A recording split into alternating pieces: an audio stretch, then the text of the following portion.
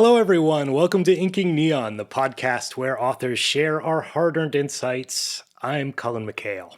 And I'm Stuart Tanner. And today we're really excited to talk about Dungeon Crawler Carl.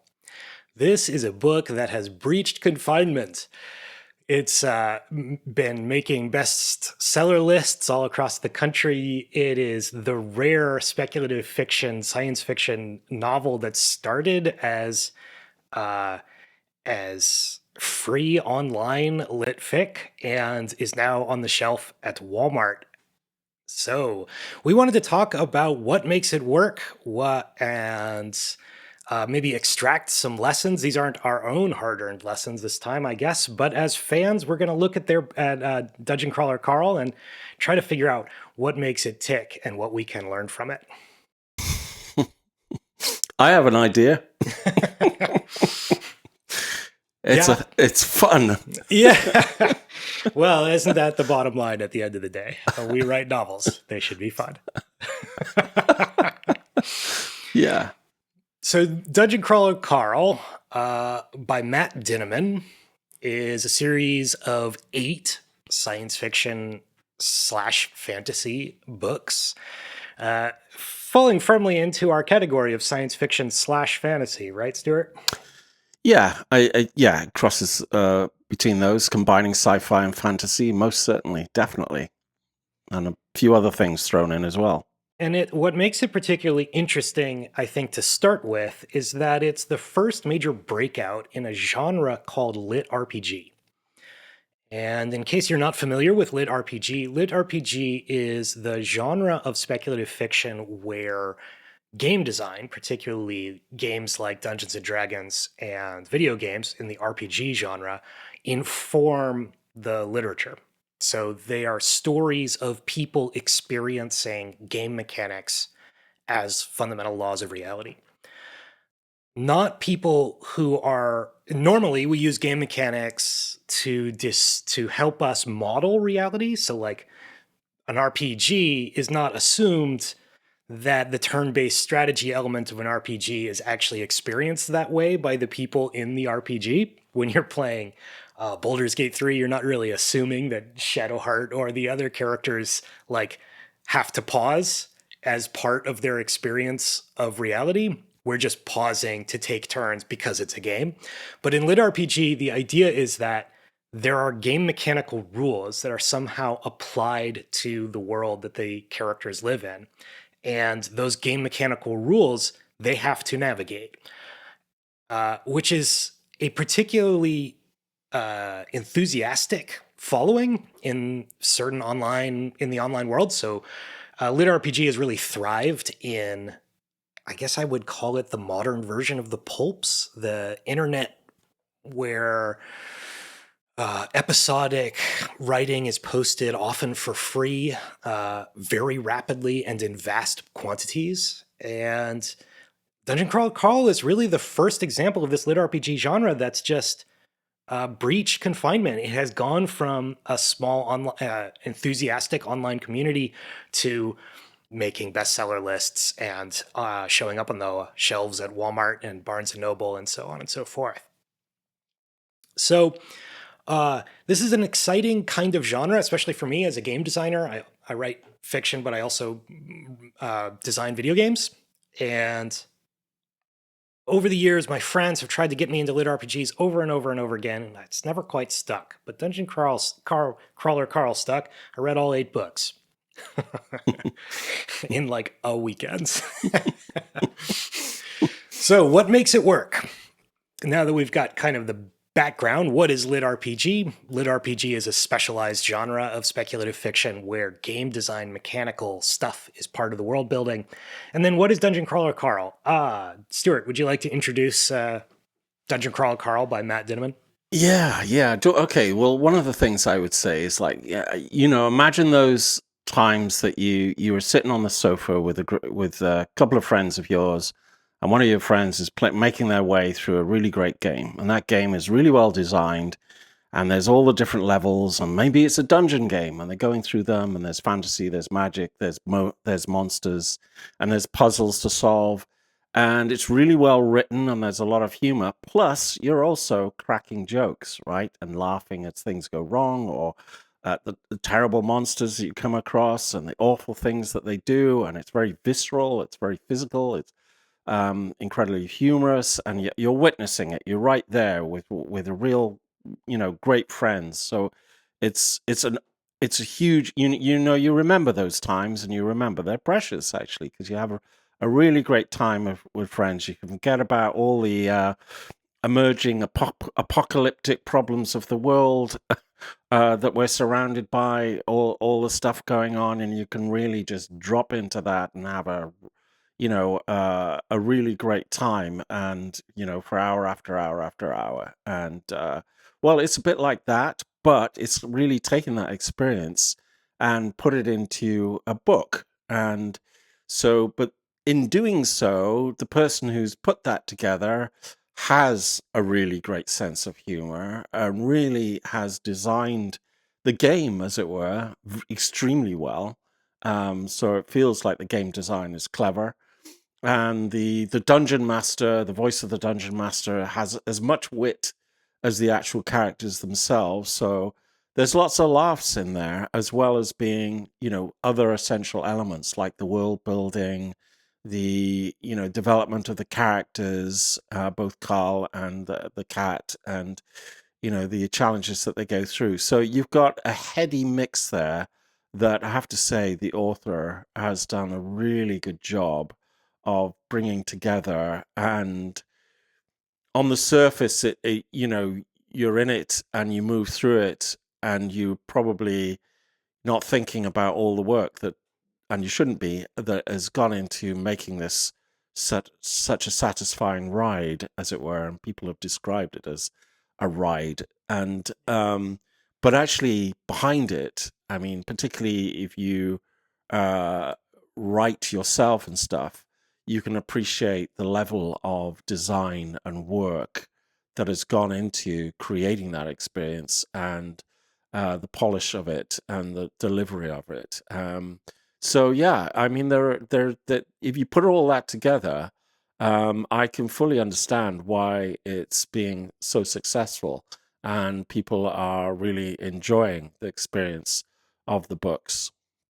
It's to summarize your assessment, it's the novel version of sitting down with your friends to play video games on the couch. Like, maybe not even couch co op, maybe just like when you were kids and you used to go over to your friend's house and watch them play video games, and it was super fun. It doesn't sound fun, but it was. It was like one of the more memorable and nostalgic feelings to be on your friend's couch watching them play video games and just cheering them on and making fun of things. It has that vibe and it really captures it well.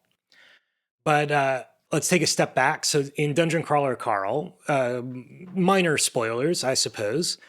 Uh, Carl is 27 years old. He is a Marine tech. He used to work for the Coast Guard, and he's just broken up with his girlfriend. And his girlfriend's cat is living on his couch. His girlfriend's cat, who's named Princess Donut, the Queen Anne Chonk, a show-winning cat with many awards.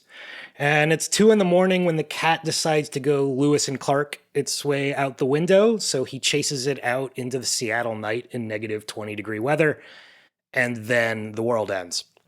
So Carl, wearing boxers and a leather jacket, chasing a cat, uh, is caught in the midst of an apocalypse in which the all interiors of the world are completely crushed and converted into an 18-story underground dungeon.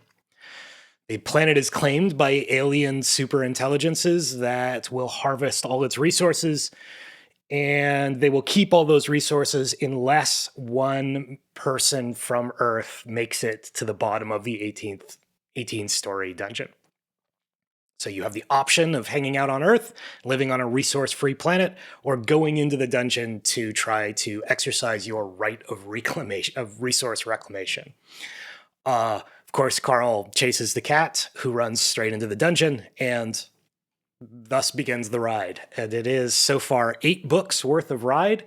and the ride is Unhinged Chaos. It is great entertainment, basically nonstop jokes and battles and diverse and interesting characters, all through the lens of a pretty complicated sort of role playing game. You imagine it as like Dungeons and Dragons, except it's Running Man. So, Running Man, Dungeons and Dragons. They have magic and superpowers, and they must battle their way through these dungeons and accrue levels to eventually try to get to the bottom, which it may not be possible. So, that's the brief outline of Dungeon Crawler Carl. If you have not read it, would recommend. It is extremely popular for good reason. So let's look at a few of the. Stuart touched on a few of the reasons why we suspect it is so effective and popular. So this is the podcast where we talk about lessons that we can learn. So we're going to try to extract from Dungeon Crawler Carl like what we might practice and do and focus on if we wanted to recreate some of the vibe of Dungeon Crawler Carl.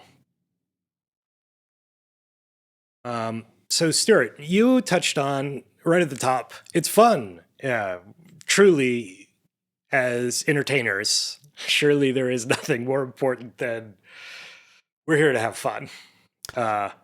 Yeah, I think, that probably is one of the most important and essential ingredients is the satire, dark humor. It has something of the feel of Gonzo writing.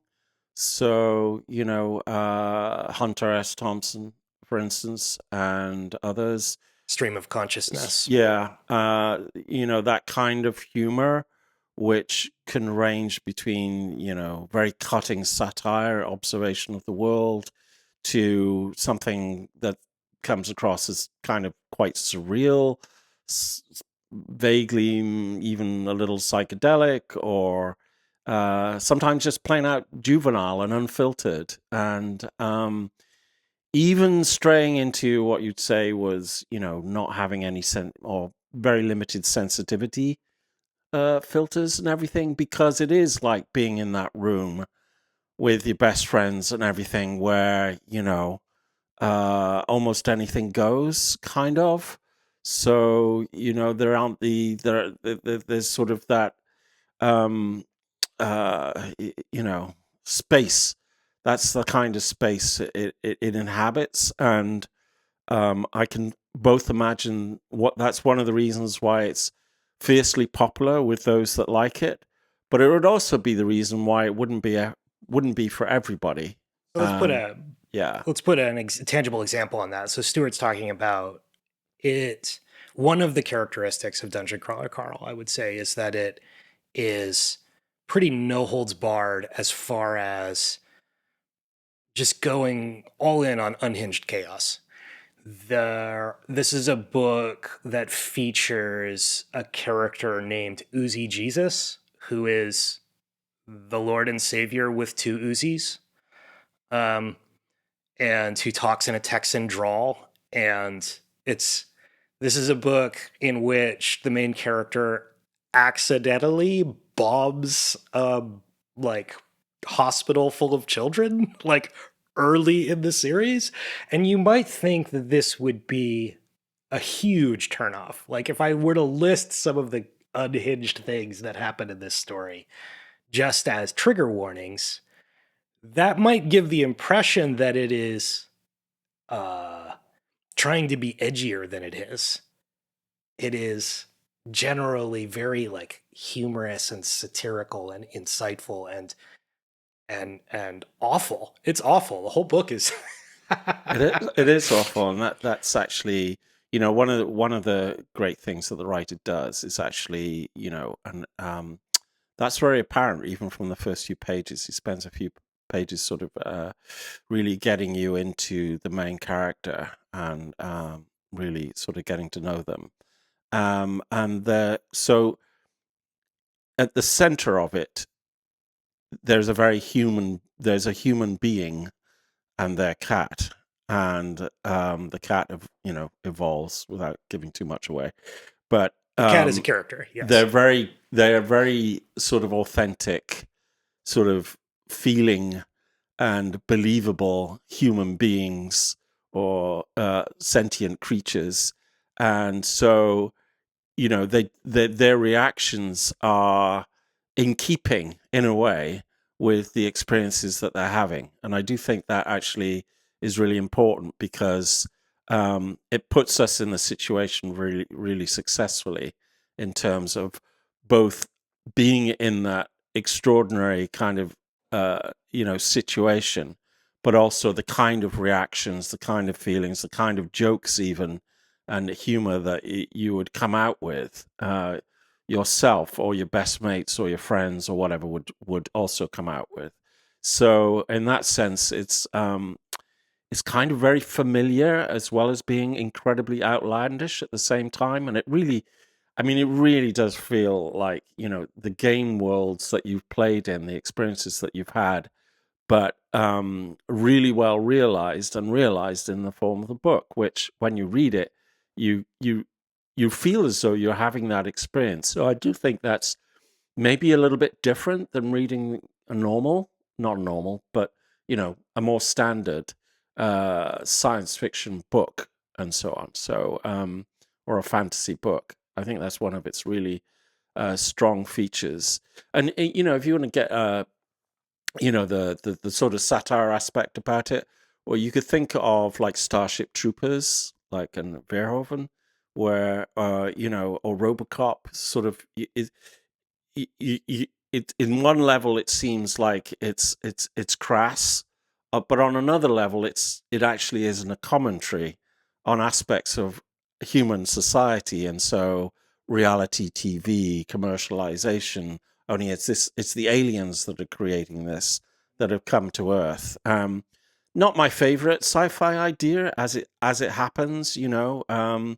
The humans being forced to play games or being games by aliens or even by other humans. I personally put that pretty low down on the peg of interesting kind of story tropes or science fiction ideas. However, it's kind of irrelevant that that's the case in a way, because the delivery and everything, so all the other ingredients are so strong. So it's an interesting point. One of the things that Dungeon Crawler Carl does very well, in my opinion, the Dungeon Crawl is a reality TV show in the series. And so this whole experience, no matter how horrific it becomes, and I think your allusion to RoboCop is a good example of this. No matter how horrific it becomes, because it's in the context of basically Running Man / Survivor, the TV show, and because that context means that the characters must compete for likes and follows, that means no matter how gross it gets, that grossness just becomes further commentary on the social structure that we're discussing. So the disgustingness of commoditization of ourselves and souls as part of the streamer culture, right? The endless need to feed the streamer machine and to commoditize our hobbies and so on is satired throughout the series, as the characters are literally the commodities and their life and death is on display. So it's very much the themes of Running Man and RoboCop together, but that is an interesting vehicle for kind of subverting crass, kind of lowbrow humor and really gross stuff happening, because it is shock value in the same way that RoboCop was, in the same way that Running Man is. The shock value of entertainment is what we are satiring, while also being entertained by extremely shocking things.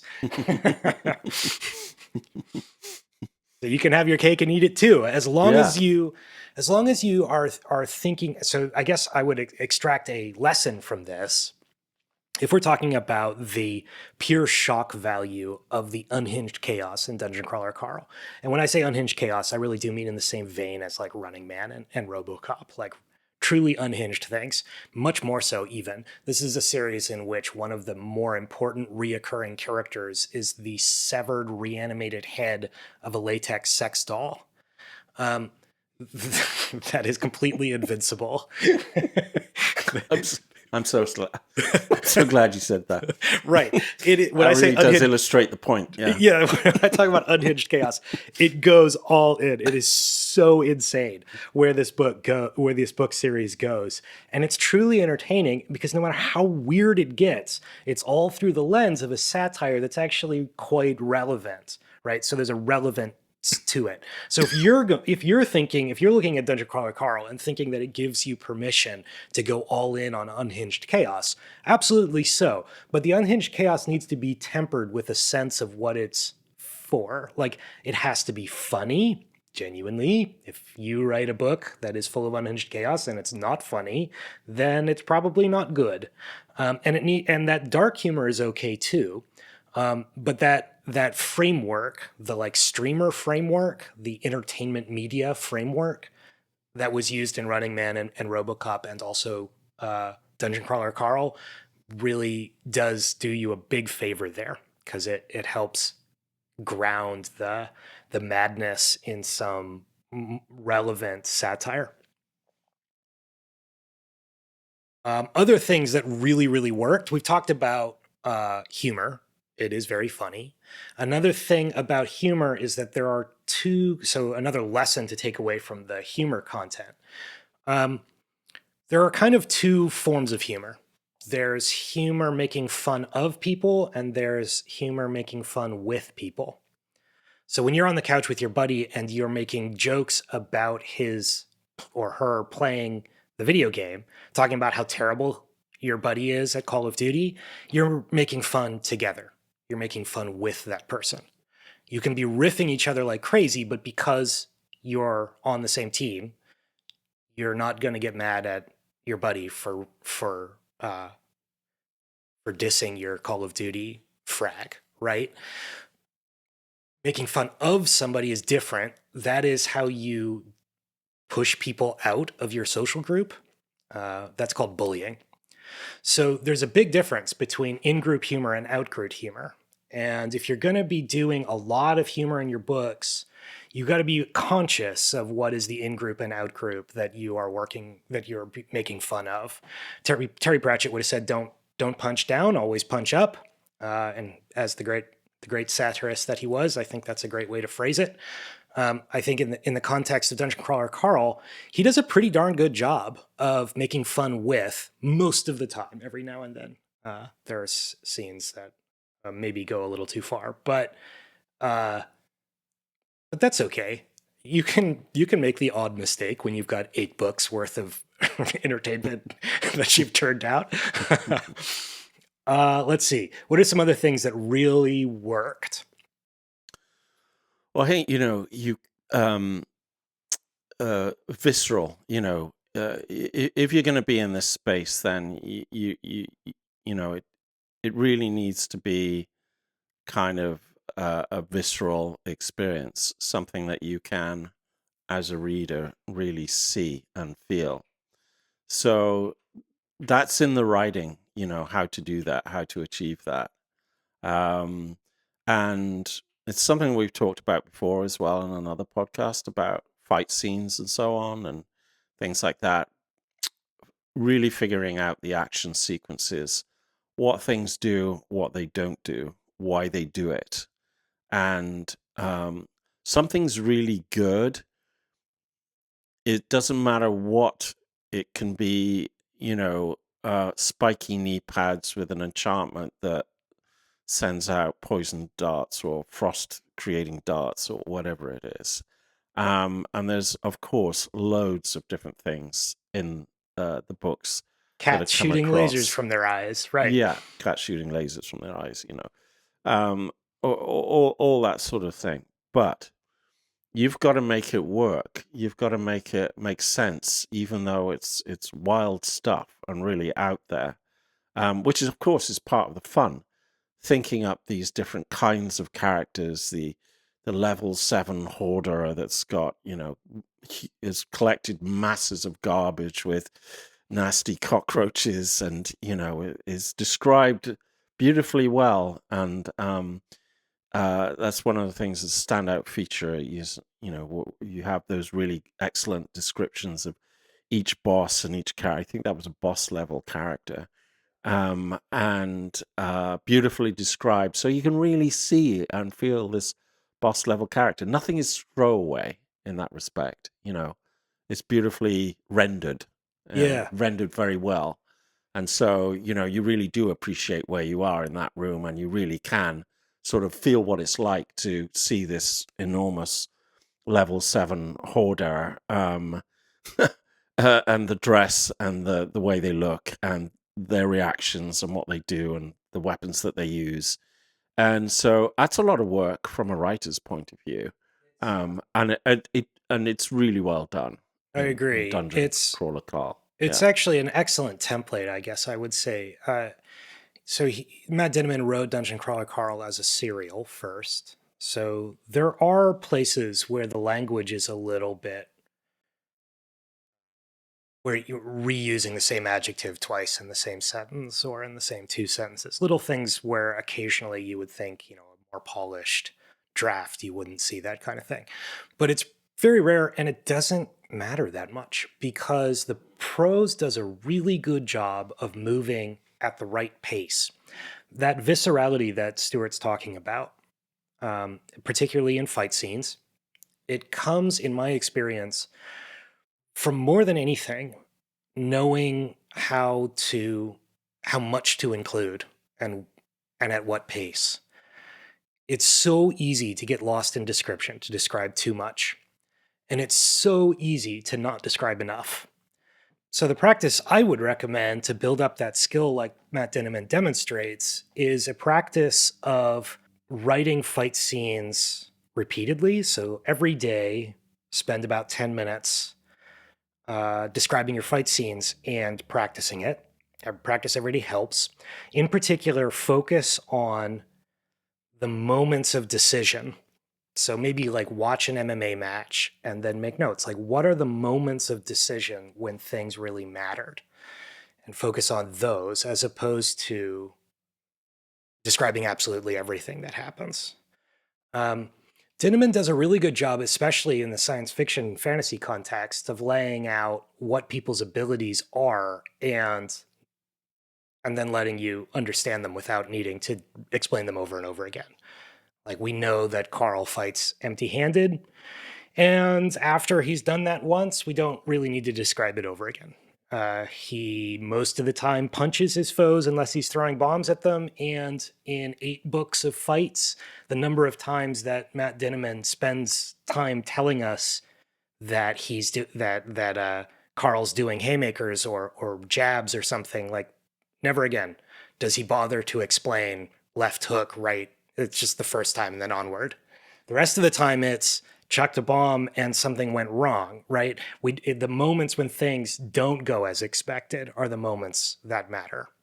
Because if you can just do it, then you can describe it once, and from then on, the audience knows that it can be done.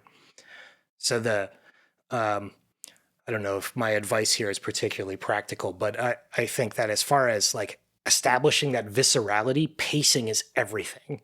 And you really achieve pacing by economy of thought, by not over explaining things. Yeah, I agree with all of that. And then I think another key piece of advice would be funny. Yeah. Yeah. I mean, every line.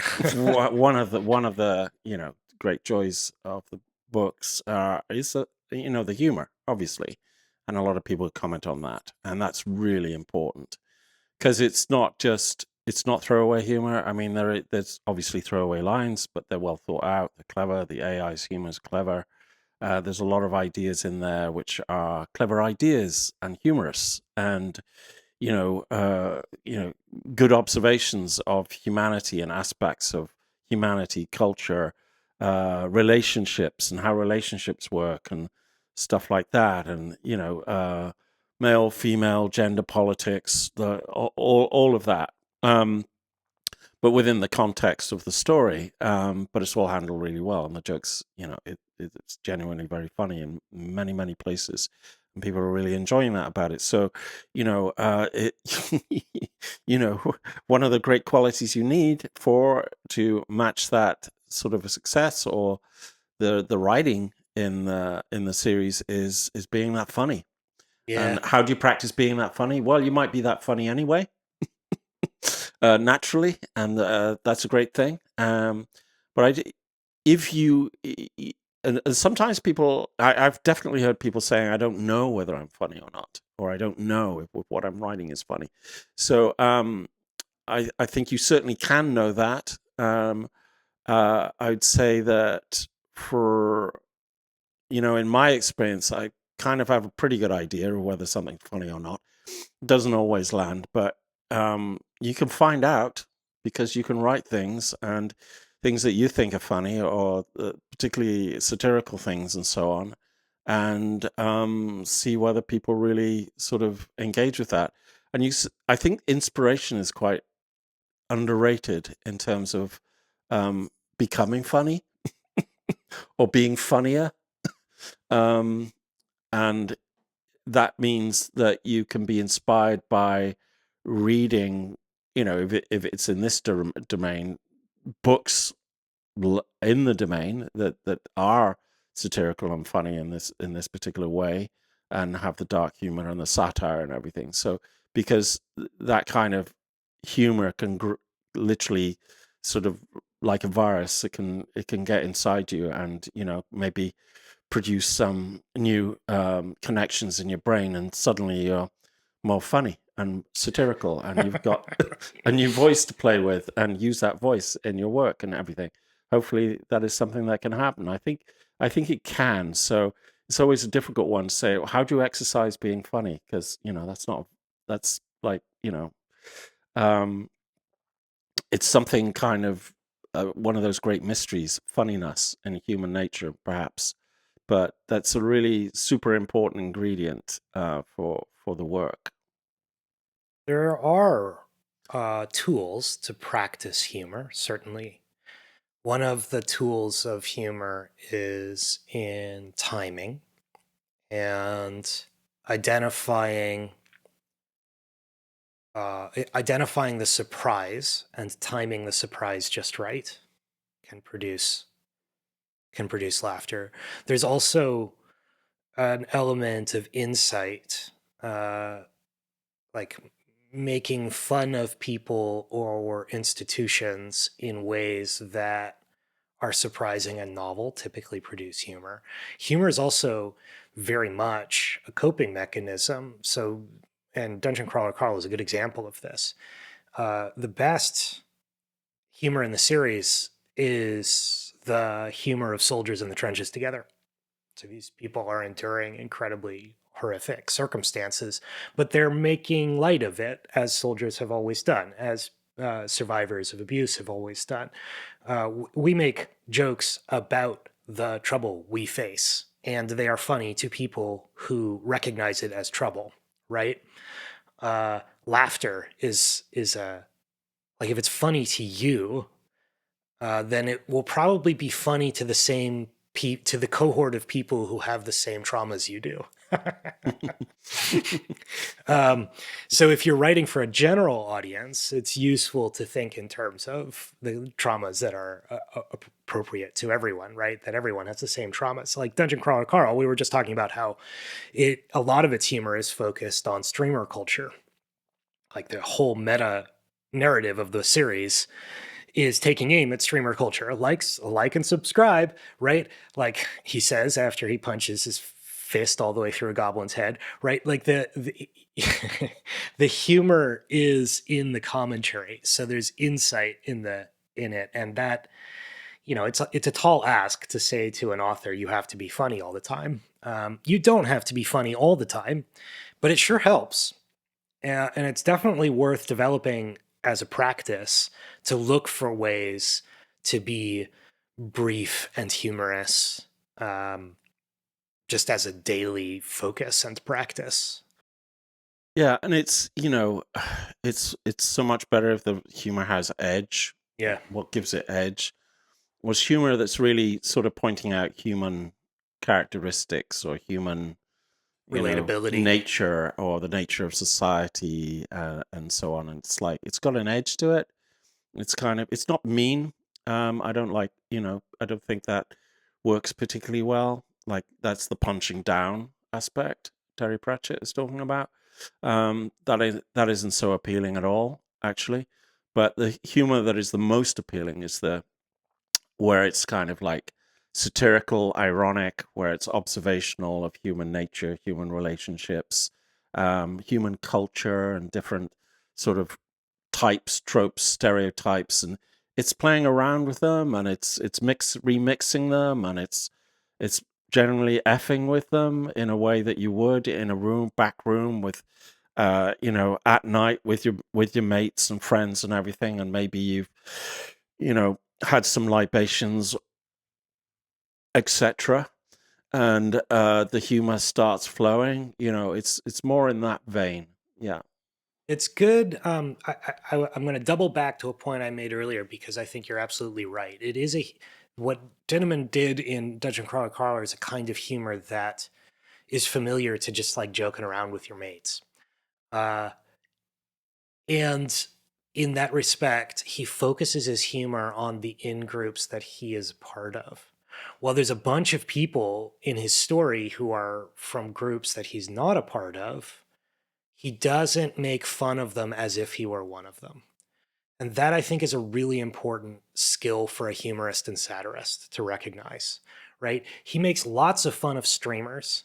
He makes lots of fun of just like soldier life and and trauma, especially the kinds of traumas that his characters have endured. And he makes great jokes about them. When he has a black character, he does not make fun of black culture as if he were a member of black culture, right? He does have black characters and he also has Catholic characters. He makes fun of the Catholic characters, but he makes fun of the Catholic characters in a way that makes it evident he has some familiar he is at least notionally familiar with Catholic culture as a member, not so it's some of it is expertise. You can become an expert in a culture to the degree that you could pretend to be a member in it, I suppose, but you have to be kind of careful with cultures. So anyway, I do think that he did a really good job for the most part. In 8 books, you're going to slip up here and there, and that is fine. It's okay to make mistakes.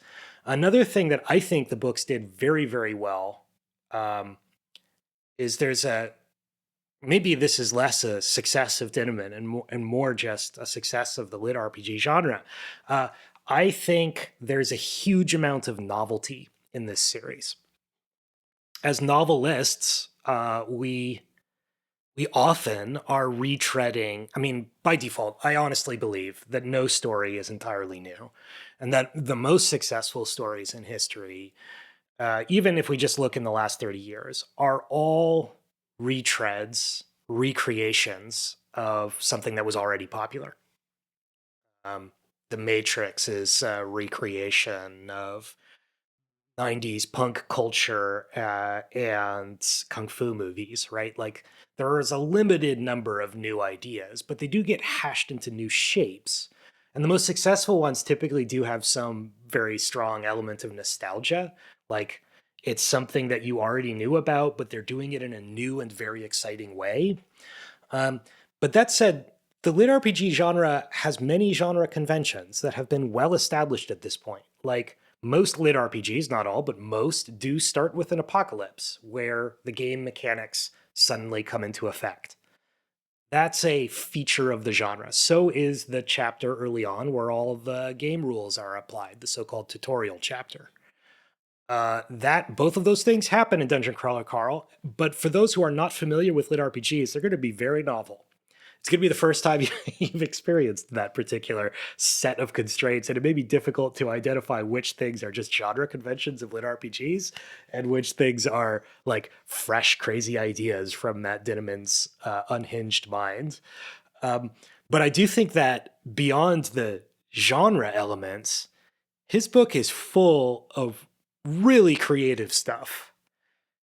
I think he just gave himself full unlimited permission to come up with the weirdest stuff he could think of, and he just went for it, and it works. It works. Uh, what makes that work? I don't know. Novelty is really important. So, as a writing exercise, I would point authors to think in terms of, what is your story doing that's novel? What are readers going to have not seen before? And if you don't know the answer to that, you might want to consider finishing this project and putting it on the shelf, and then starting a project where from the beginning you know what your readers are going to find new and surprising about your book. I'd say that's particularly true now, with the way that the whole publishing and novel writing and so on world is, and the new forms and so on. I think that's more true than ever, and actually, I think it's part of the reason for the success of this genre lit RPG, because of the influences of gaming and different cultural streams and entertainment streams recombining and emerging as new forms. And so taking that, running with it, and creating something like this series is where you want to, I mean, where it's not a bad place to be, that's for sure. In terms of having people read your work and enjoy your work and so on. I think I just want to comment on the where I think some people might not click with this, Mm. um, which is that it is lit RPG. It is game world mechanics and game world feel very, very strongly. And, the witnessing of that through the characters. And, so like with, because of that, and because of the game world mechanics, that's whereas that is often the case with a lot of books and science fiction and fantasy. There are game mechanics really at play, but they're much more subtle, a much more subtle part of the structure. Whereas here it's like really dominant and obvious, and that's obvious, important. And that in itself is not problematic, but it is a feature of the work. And I can imagine some people and having a slight problem, or even stronger problem with coming across sort of those kinds of mechanics on a regular basis. Yet another new piece of equipment, yet another new piece of magic or projectile, or how having to explain this, that, and the other in terms of the game mechanics and so on. Fortunately, this is done with humor, and so it's sort of, and it's clever and it's creative, as Cullen said. There's a lot of creativity in the delivery of this, so it's far easier to accept and assimilate than it might otherwise be. But I could still imagine that that might not be, appealing to everybody, I really. certainly agree. I do think that lit RPG isn't for everyone, even Dungeon Crawler Carl. That said, after trying many lit RPGs over the years, one of the key ingredients that made this one much more palatable to me was the sense of humor. So the AI is giving him a series of loot boxes. And that could be pretty boring, just clicking through loot boxes and finding out what's inside. Uh, but every one of the AI's descriptions of those loot boxes includes a joke. Some of the jokes don't land, but there's enough of them that it's quite digestible. I actually was surprised by how much time I was willing to spend with Carl while he just clicked around in menus. I wouldn't like, you're playing a game, you're playing Final Fantasy or Dungeons and Dragons. You maybe not Dungeons and Dragons. Maybe you're playing a video game. You're playing Final Fantasy or Baldur's Gate 3. You spend a lot of time in your menus. This is something I, as a game developer, was surprised by. We'd record these play tests, and players would spend, in a 9-hour play test, they'd spend 4 hours just clicking around the menus. It's a crazy amount of time. But then when you'd ask them about it, like, were you frustrated by your menus? Were you ever bored? They'd be like, no, no, the menus were great. I was frustrated about this other thing. But you'd be like, you've spent 4 hours just staring at your menus and clicking on things. However, watching someone else do that Sounds really boring, right? sounds really boring. But you're right about the humor. I mean, do we have an example of that? And yet I was willing to sit with Carl to the degree that Carl spends time at his menus. It never bothered me in this series. I never felt the need to skip ahead, except maybe in maybe the second chapter when he gets his first list of loot boxes. I, I might have skipped a few Okay, of well, those. yeah, here's just a small example, and just is totally random, so it's not been selected as necessarily the best. Here's some extra information about, one of the things that they found in the loot box. Goblin smoke bomb. Type, deflagration. Effect, opaque smoke over a 10-meter radius for 3 minutes. Status, good, 89 out of 100. Amidst a stinking cloud of billowing multicolored smoke that lasts for 3 minutes before dispersing. Used to either confuse enemies or as a stage prop at a hair metal concert. Right. Like, So, it doesn't take much, right, to put a joke at the end of that description. It just adds so much flavor. And over again, you're going to be getting the same thing. So if you need to do, and this is here's a lesson we could take from this. When it comes to exposition, regardless of the form of exposition, because these loot box descriptions are all exposition. And they're exposition of things that are particularly sticky, right? Like the mechanical effects with pluses and minuses of a particular item. Doesn't sound like compelling cinema. But when it comes to exposition of any kind, you could be describing your magic system or the backstory of a character. Humor is the sugar that helps the medicine go down. Okay, I got another one. A potion. Skill potion. Drinking this adds a single level to the determined value skill. Hopefully now you realize all those Magic the Gathering cards are nothing more than just meaningless pieces of paper, and you should have spent your money on something with actual value, like a treadmill or shampoo. Savage. Yeah, the determined value skill. What does that do? Well, you can figure out how much something is worth in the game. Like, for example, all your magic cards. They're worth nothing. Yeah. There you go. And this is a great example of in-group humor, isn't Yes, it? Like, he it wouldn't is. know that would be that is funny to people who play Magic. If you were someone, if you thought this was coming from like a jock who had never played Magic in his life and was really looking down on you, that would not be phrased that way, and it would probably hurt. But it clearly is said with love, right? Like, by the author. The AI doesn't love you. The AI will kill you. And there's the cleverness there, in terms of the humor. It's not just random. At the end there, a treadmill. Right.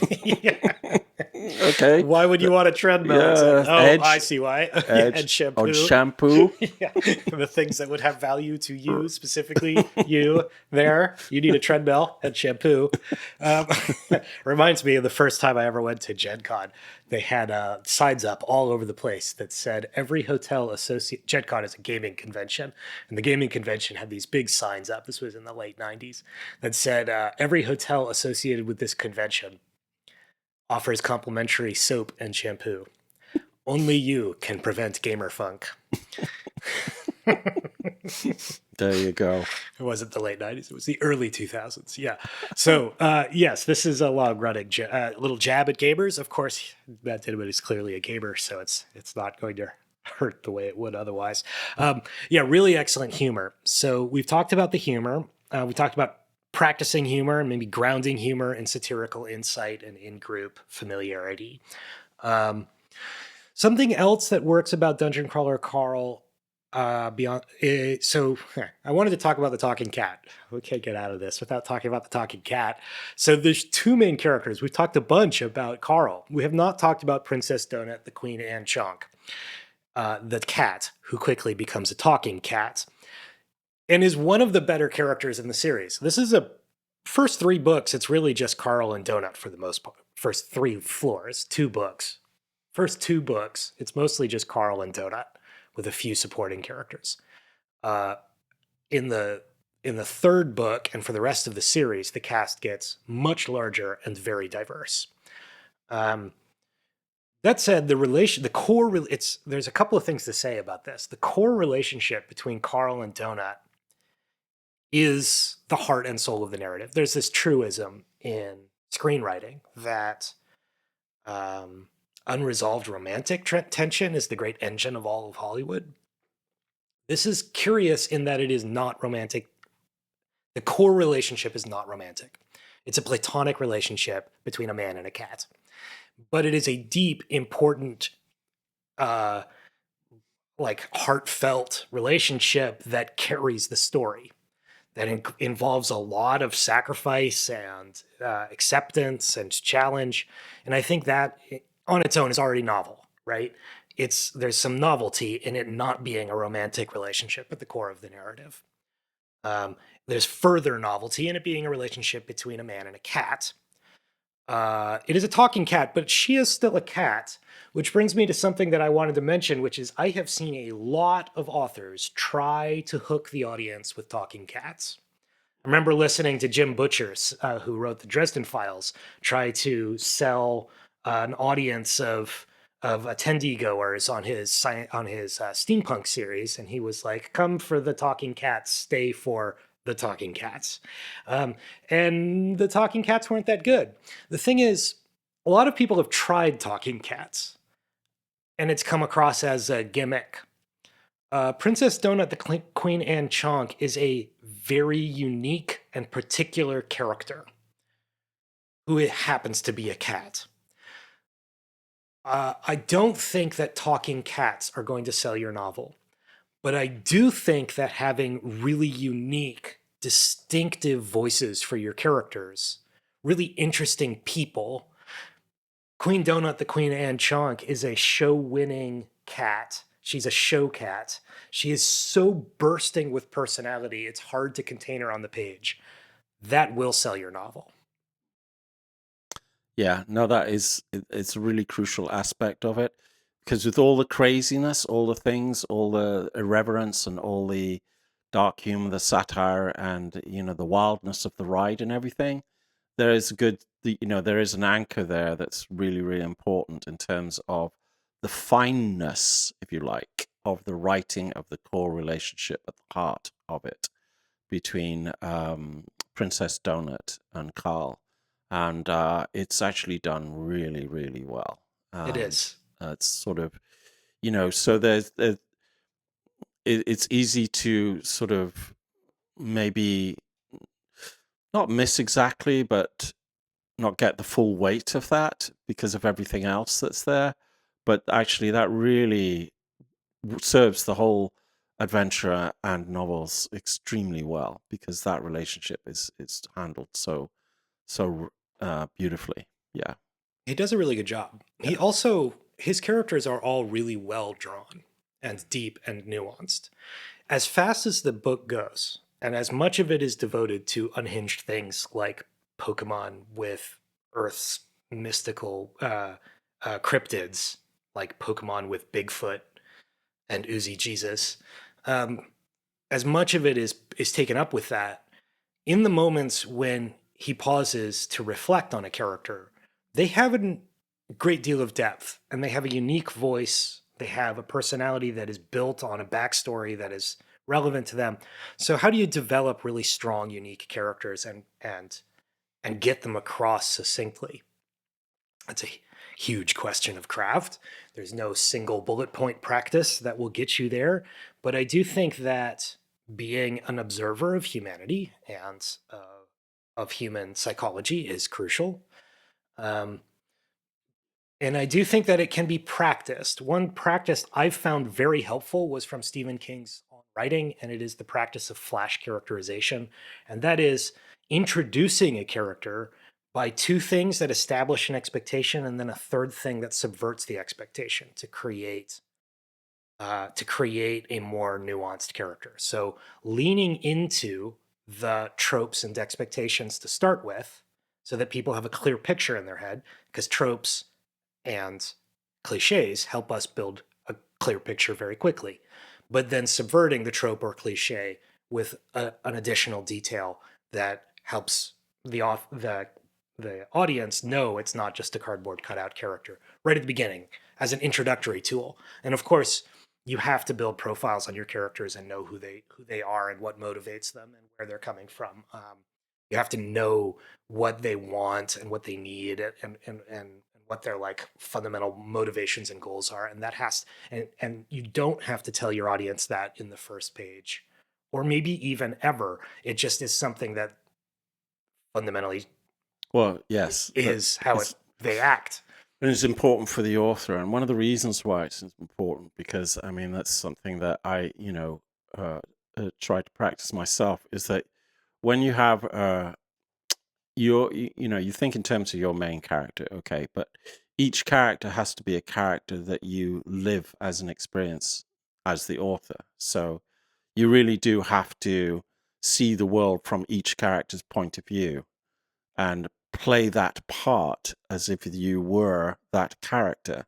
Yeah, it is doing the groundwork, the profile, everything that's sort of part of that character, and then as the author playing that role. I mean, you talk about role playing, but you need to be present, as it were, like seeing that character's point of view, living their experience. So you are actually that character, um, as well as the main character and every other character, so that it's their lived experience that you are having as the author, and then that really is your guide, I think, to creating characters that feel very authentic to a reader. And the groundwork to get there is a really crucial part of that. I guess we're getting close to the end of our hour. The last thing that I think Dungeon Crawler Carl does very, very well, and which is a feature of all really successful lit RPG, and maybe the kind of the heart of the genre, is exploits. The author sets up the rules so that the players can find loopholes. And the setup is the time it takes him to explain how a spell works. And the payoff is when they find a really creative way to use that spell to overcome an impossible obstacle. And that payoff can be very rewarding. So there's a lot of medicine in terms of a lot of exposition necessary, but with the spoonful of sugar to help that medicine go down, with the humor to help that medicine go down, uh, that payoff where the characters, especially those really well fleshed out characters, finally find that cool way to use the tool that they've been given, can really elevate the whole thing. Like it's so satisfying at the end when they pull it out of the bag with some creative exploit, um, for how the defensive spell that he's granted by his boxer shorts can once again save the day. Like it's such a satisfying thing. How do we practice that? Well, mechanical design. One of the things that I think Crawler Carl kind of demonstrates is that mechanical design in a lit RPG does not have to be mechanically correct. If you were to try to build a video game based on the rules that Dinniman lays out in this book, you couldn't do it. It just, too many of these things are too complicated and specific. Um, I think that crucially, the audience knows what you have told them, and they don't need that what you tell them fits perfectly into a coherent framework. They will accept what you give them, and then you need to remember what you gave them uh, and use it effectively. So there's a big argument to be made here for serial fiction, for writing one chapter at a time and not looking too hard over your shoulder, just leaving the work on the page and moving on. I really think that Dinniman's work and Twilight and gosh, has there been a major breach of confinement in the last 30 years that didn't start its life as serial fiction? I think it's very interesting. I also recently learned that J.R.R. Tolkien wrote The Lord of the Rings as serial fiction, effectively, which was news to me. Um, so I think there might be something to that, like taking the time to describe the spell because you don't yet know how your characters are going to pull the hat out of the back, the hair out of the hat at the end of the story with this particular spell. Uh, Yeah, but you do get the sense that the Dinniman is really figuring those things out freshly, yeah, and that's actually a quality that comes across. So it feels like it genuinely has been, figured out in the moment, in the actual game, as it were. yeah. And that actually makes it, as you're saying, Colin, very satisfying experience. Because it really is something that comes out of the world and the experience of the characters and them figuring it out in a way that I think probably even for the author is kind of happening. So yeah. Okay, we've come to the Okay. end of our hour. Yeah. Quick summary of what we said so far. So, Dungeon Crawler Carl, what works about it? Some of it is the novelty of the lit RPG genre, breaching confinement and going mainstream in a satisfying way. Some of it is the humor, just absolutely loaded with humor. Some of it is the novelty that this book is just rich in, the unhinged chaos level of novelty that goes through the entire series. Like he never loses an opportunity to introduce some new totally unhinged thing. From the bad camel, that's one of the first monsters that he has to fight, which is basically the camel from the Camel cigarettes, all the way up through what do we even pick? It's wild and it will never stop being wild. Talking cats, visceral combat, making the battle decisions matter. Um, okay, Stuart, you will wrap up today with one last writing exercise suggestion.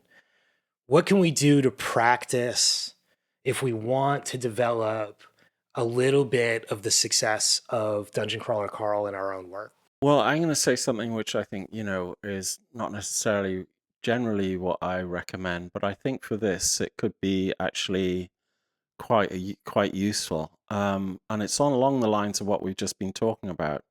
I'd actually give you, and I think also it's part of the nature of the experience and the appeal of lit RPG. When you're actually playing on the sofa with your friends and everything, then once you're in the world, everything is immediate for you, and everything is being figured out as you go along, and you're acquiring knowledge, you're acquiring things, and you're figuring out how to use them, and you get better at using them, and so on. I think one of the things you could do as an exercise is say, right, okay, here I am. Here's me and my a couple of characters and stuff. We're actually dropped into this subterranean world, and there's these weird kind of like glowing things in the distance, and there's black water lakes, and you know uh, run an experiment of taking it from there without any preparation whatsoever and see what you come up with in terms of maybe you're not writing a novel, you're just doing an exercise about getting through this subterranean level with its black lakes and mysterious lights. So what happens, and how do you get through it? And see what happens. I'd run some experiments like that, fresh, vital. Figure it out as you go along, which is not what I always say, but I do think that would be useful for this. I think it's a very interesting idea, Stuart. I'm hearing Stuart's idea for the first time, and I think you've got your finger on something really interesting about this genre, and that is that it has a lot to do with discovery and skill improvement. That people are using the tools they find in the space they're exploring to master the space. So practicing that by just